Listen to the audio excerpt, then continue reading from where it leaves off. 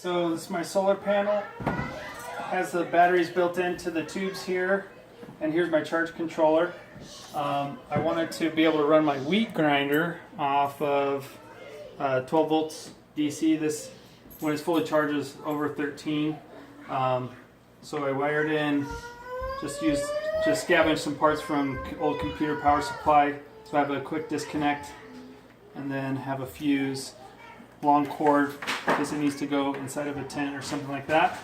And so this is charging today, and put this little switch in here. So let's see how she runs.